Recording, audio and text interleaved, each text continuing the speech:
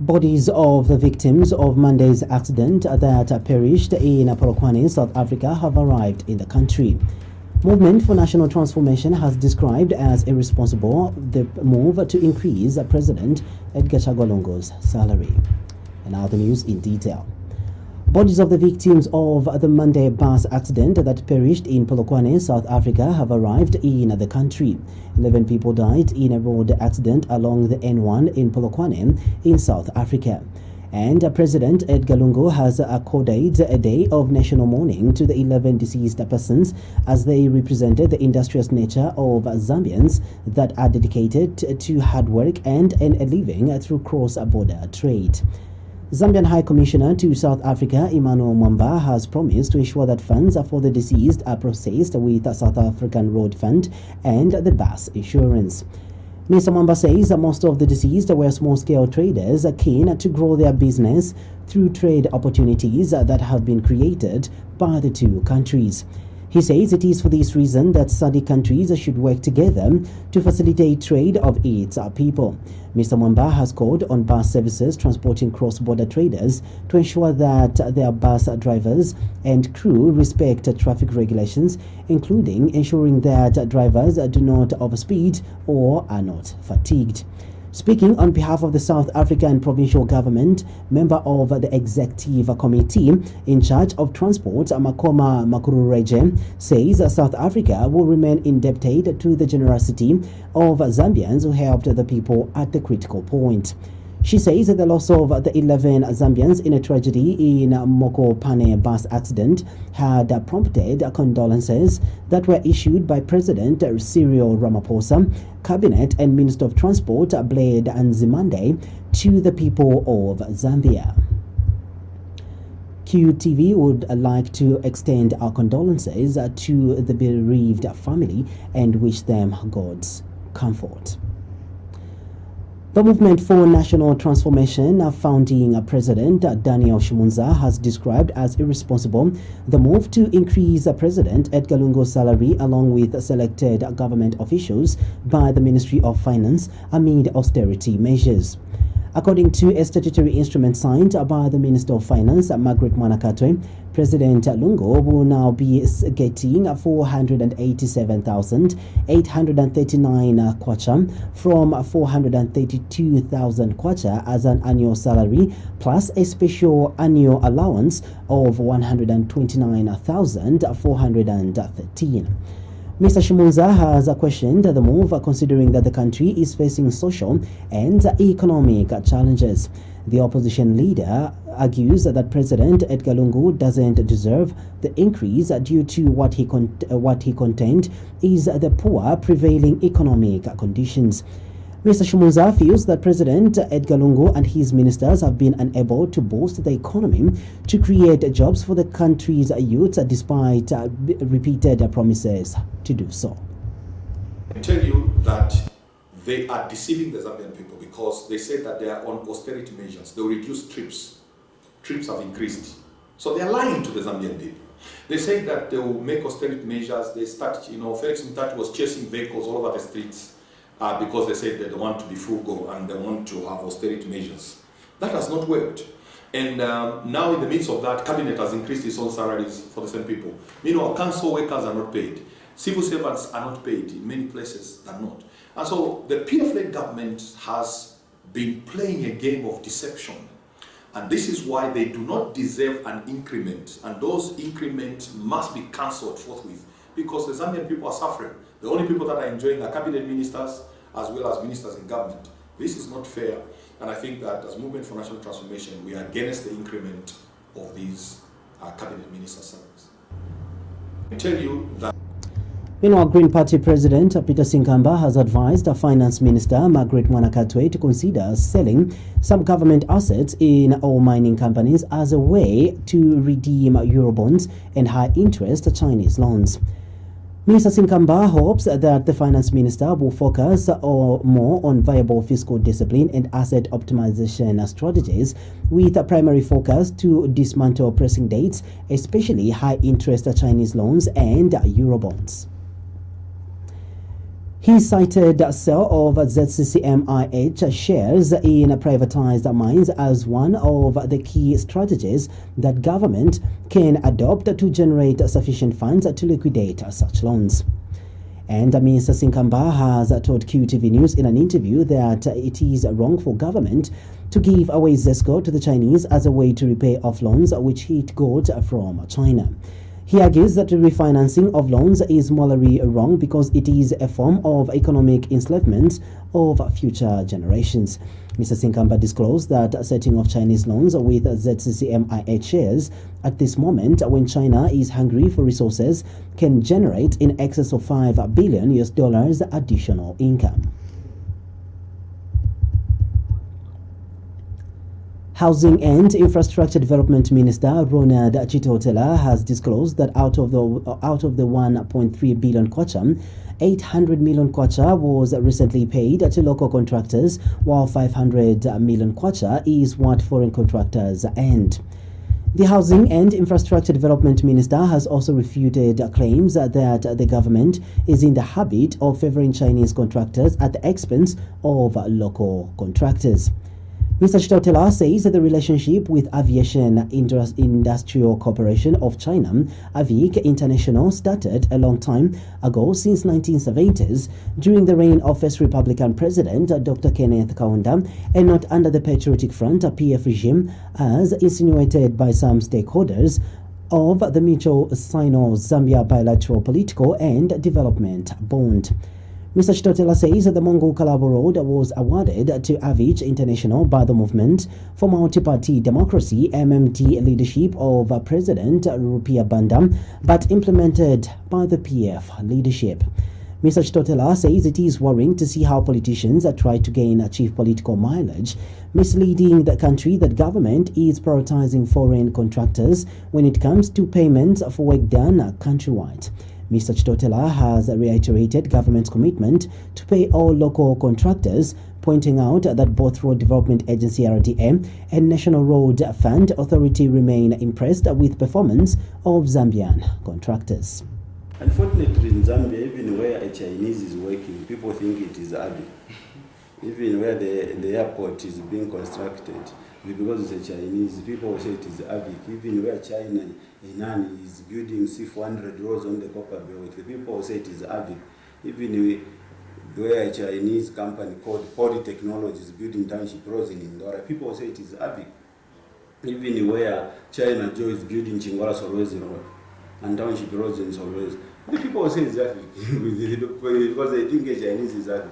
AVIC has done a project among Kalaba Road. They have done township roads phase 1 and 2, 3 in Lusaka, and they are doing the airport road on the Copper, or the airport, the new airport on the Copper Belt. These are the projects AVIC is doing, and the police houses. The police houses came as a result of the cry by the Zambian people that the men and women in uniform were not to mix with the civilians anywhere in the world. So we are separating them to take them when it comes where they must be staying. So it is not correct that we are favoring AVIC or we are preferring foreign contractors to local contractors. No.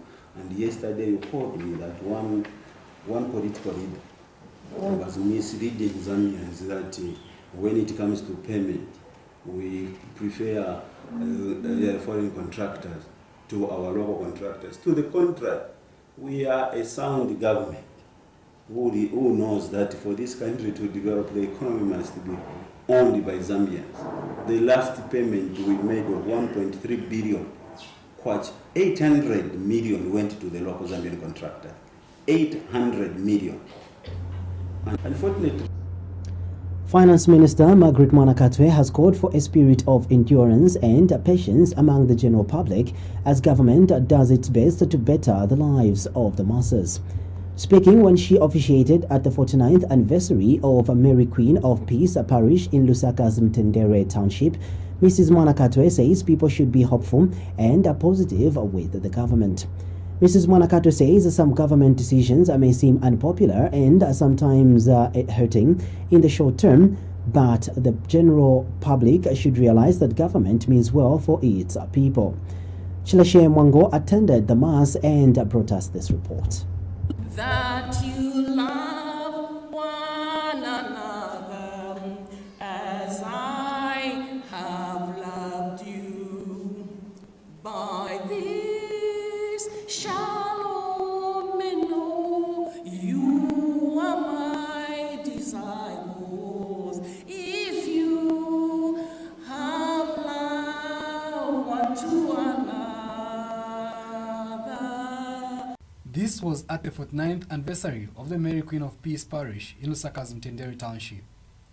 Finance Minister Margaret Mwanakatwe on Sunday joined the faithful at the parish in celebrating their feast, also known as the Queenship of the Blessed Virgin Mary.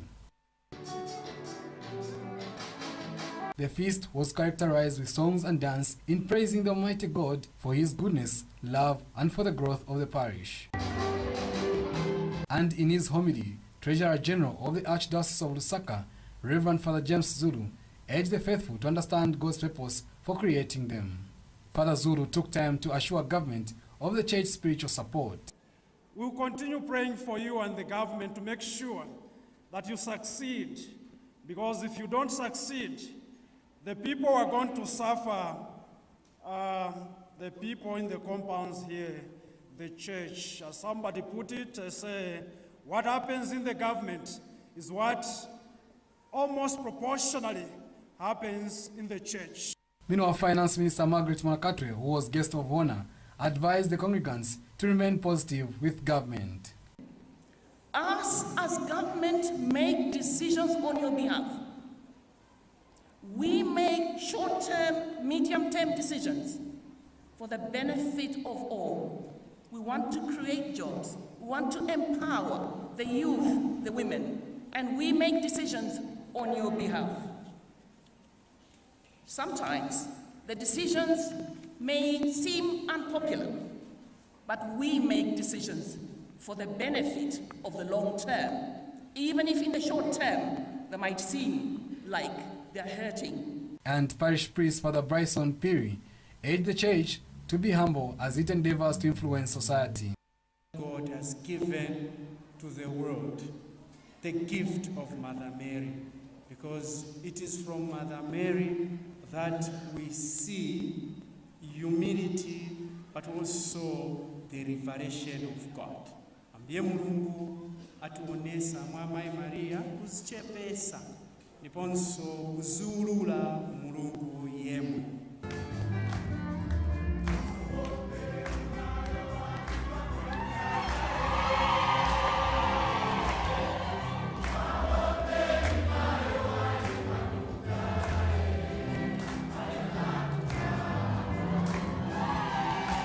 Indeed, the 49th Queenship of Blessed Virgin Mary should be a reminder of how honorable Christians at the parish are. Shileshe Mwango reporting for QTV News in Lusaka. Thank you so much, Shileshe, for that report. Governance, Elections, Advocacy Research Services, GEARS Executive Director McDonald Chipenzi has challenged both government and women organizations to find a lasting solution to low number of women participation in leadership positions. Mr. Chipenzi tells QTV News in an interview that despite the many capacity-building programs aimed at enhancing women participation in leadership, the situation remains constant.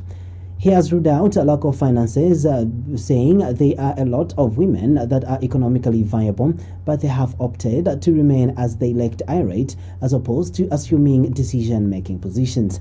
Mr. Chipenzi adds that with an established Ministry of Gender in the existing Zambia governance structures, one expects more women in decision-making position, as well as many aspiring for such positions. Participation in election is actually a great concern to all those democracy lovers, because if democracy is the rule of majority, then we expect that women who are the majority voters, and not only voters but the majority population in Zambia, should have been the majority even when it comes to competing in an election. Of course, many reasons have been advanced, some of them being economic and so on and so forth. But I think we have had those reasons for many years now. And we have a number of women who are economically viable than men. Even those men who participate, some of them as poor as jailrats, but they are able to put their candidature forward, unlike women. Of course, there are other issues like mudslinging, which women may not want. But I think for me, the challenge is to women organization. I think there's need for them to review and reflect on their programs. Governance activist Leslie Chikuse has noticed that despite government introducing various taxes, the delivery of public services still leaves much to be desired. Mr. Chikuse has singled out the provision of water and sanitation services as being below par, despite people being taxed heavily. And Mr. Chikuse has told QTV News that service provision in most sectors is poor because government, the tax being collected are being channeled to debt servicing. Meanwhile, Mr. Chikuse is urging government to increase funding in the manufacturing sector towards industrialization that could help generate employment for the young people who join its labor force every year. He has emphasized that government should invest in supporting local industries to boost their production and empower young people with job creation skills. The budgets are still very dependent on local external debt and so on. But I think we want to see more money going into manufacturing, more money going into production, more money going into agriculture. Now, this issue of agriculture has been a song. The diversification from mining to agriculture is something that has continued to come, but I think that it needs to be actualized. There must be consistency on the farmers getting their farming inputs and so on. But also we want the budget to also look at early child care because we are seeing a lot of street kids that are living. I think that we must have a proper allocation to the children that should be able to be kept in a manner that they get quality education, get put in certain cooperatives where they could do certain skills and entrepreneurship. So I think that we want to see more money come. I think the majority of money must not go into infrastructure development because I think we've had that. Maybe we should just wind up many of the other areas that have not been finalized, but spend more money in water sanitation, more money in poverty reduction, and more money in early childhood management in terms of making sure that the children have got some kind of hope when it comes to enjoying the fruits of the economy. The budget. Siavonga Member of Parliament Darius Mulunda has bemoaned the deplorable state of township roads in his constituency. Minister Mulunda has told QTV News in an interview that with current poor state of the roads in his area risks being cut off from other areas, especially during the forthcoming rainy season. He is concerned that despite engaging the Road Development Agency on the need to rehabilitate the road, nothing has yet been done. Mr. Mulunda is therefore calling on government to ensure that it provides funding towards the construction of a good road network in order to improve mobility of people and vehicles in the area. I've been seeing the minister. I've also spoken to RDA, and I've always been getting some promises that yes, they work on them. But with time, what I'm seeing now, we're getting into rainy season, and some of our roads within the township actually will be impassable. We will not be able to use them. But the government has always been saying they don't have the funds at the moment, but immediately they get the funds, then they'll be able to work on them.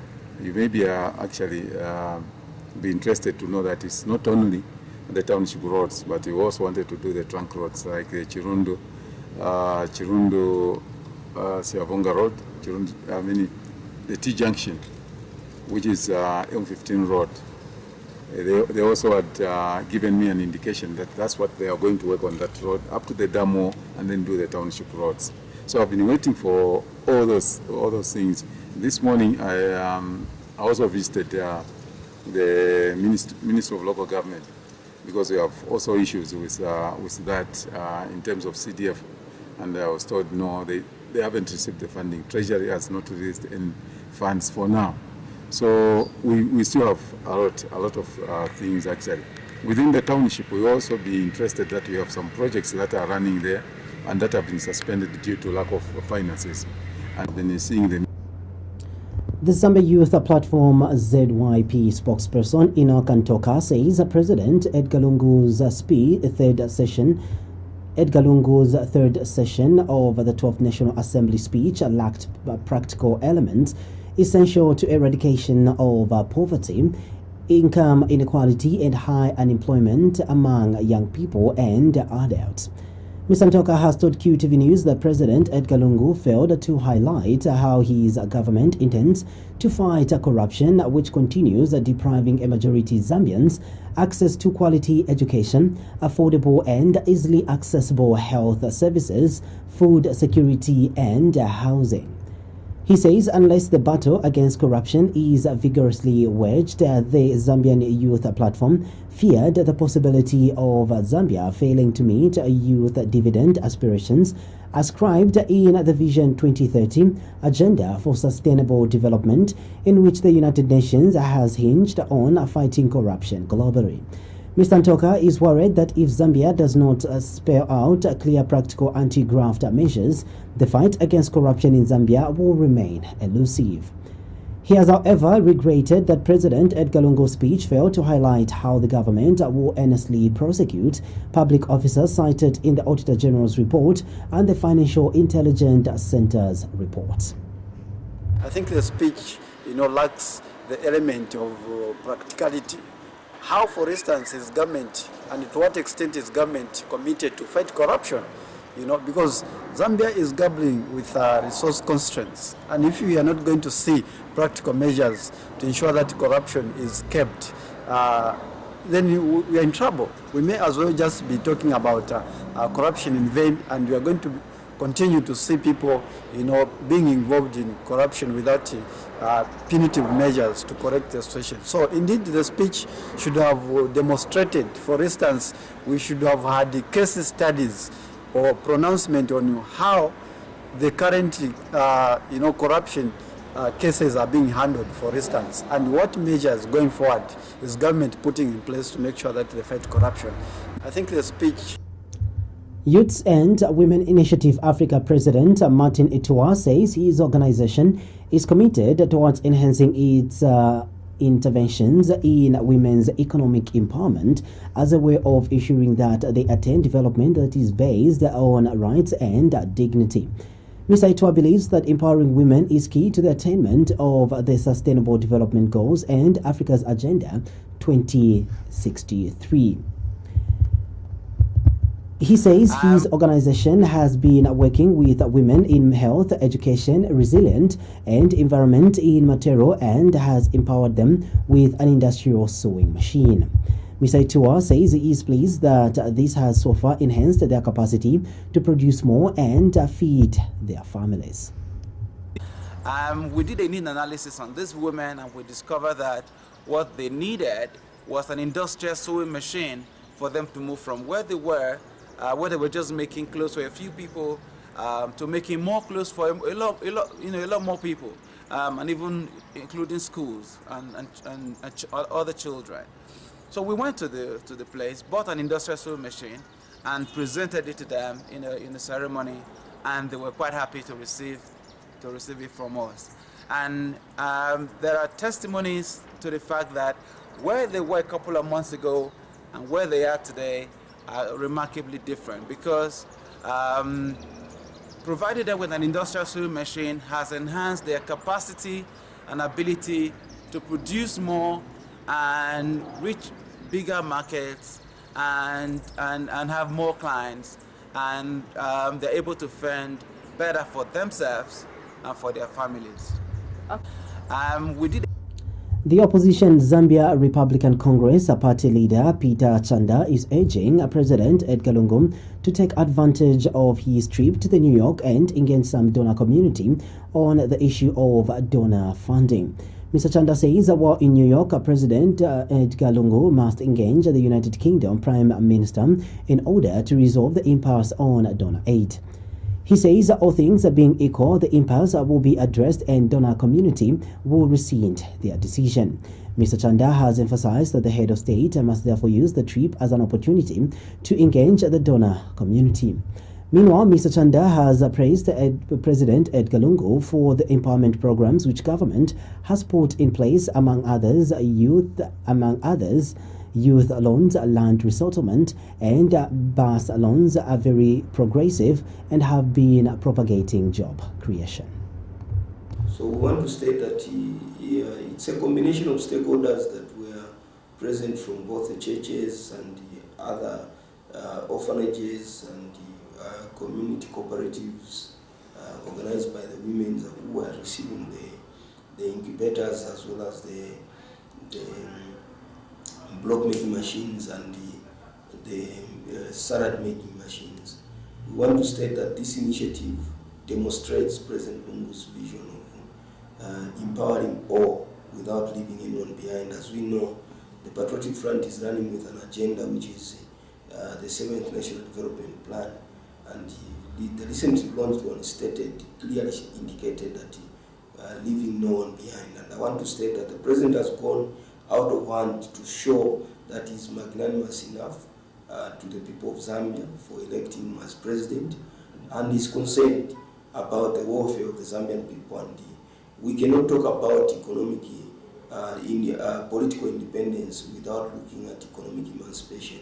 And I strongly believe that it is now incumbent upon the beneficiaries to put the goods they've received into good use to ensure that we erase poverty. So we want to stay. The health and sanitation situation of the people of Freedom Township and its surrounding communities in Chilanga district is worsening by the day. The people of this community do not have good sources of water for usage. The residents have therefore appealed to the government to provide them with potable water to save them from the frequent health problems. The residents talked to by QTV News crew complained that they have lived with the bad water situation for years, and it is frustrating to walk long distances each day to fetch water from boreholes. Manzi benago hapa sama buku hata pa mahala isi waka benago siwa na paseko presine no dwala mda kwende natoka bali mnyumba so bali goni kabu tunde wamenene nawo vakati tandizireko vabhoma kuti manzi vaniletereko pafupi chifukwa navutika maningi ndine mukazi wamasiye mungana kambakali vonse nilovutikira titapa muzhaika manje ni ndarama ero ise ndarama vonga vakazi vamasiye sitiipesa Bachilanga District Commissioner Edith Mwana has assured that provision of water in Freedom Township and other areas in Chilanga District will improve before the onset of the rain season. Mrs. Mwana says although some areas were previously experiencing some water blues, the situation has improved as most areas are now being supplied with water. Actually, we don't wait until we have outbreaks. At district level, we have the District Disaster Management Committee, which is chaired by my office. And after 3 months, we have meetings. We try to prepare ourselves. So we don't wait for an outbreak to come. What we do is we prepare in case this comes our way. What is it that we are going to do? And those meetings, we keep having them. So just now we had a meeting 2 weeks ago, because we had some rumors here and there which were not confirmed about cholera. So we've had meetings. So we have those meetings as a district. Already we have this Kafio water bulk, this big project that is being handled by government, where Kafio will benefit. Chilanga also has not been left behind. So we are going to also be beneficiaries from that. When is it started? It already started, and we have some youths that are working under the same company. So end of this year, we should be able to start receiving our water from that pipe. Actually, Lusaka Deputy Mayor Chilando Chitangala says that the council is doing its best to ensure that street vending does not increase in the city. Mr. Chitangala has told Q News in an interview that the council is aware that some traders have begun returning to the streets to sell their products. She says that the delay in the completion of markets in Lusaka have led to some traders returning back to the streets. Mr. Chitangala says there is need for the traders to change their mindsets. It's been a challenge the last few months, but I'll be honest with you, what has led to the vendors running back is because our markets have taken a bit longer than expected to finish. For example, we have Lumumba market where all the Salawa traders are supposed to be trading from, but we have these traders that don't want to be in the market. They want to go and sell from the roadside. So we keep on chasing them. I'm sure you've seen where council police are always going around in the CBD area trying to send them back. But our people have to change their mindset. You can't just go and sell on the streets. Even when you are in your market space, people will follow you if you're trading from there. Then we have a situation where the other traders are waiting for BH markets to be ready, which will definitely be ready next week.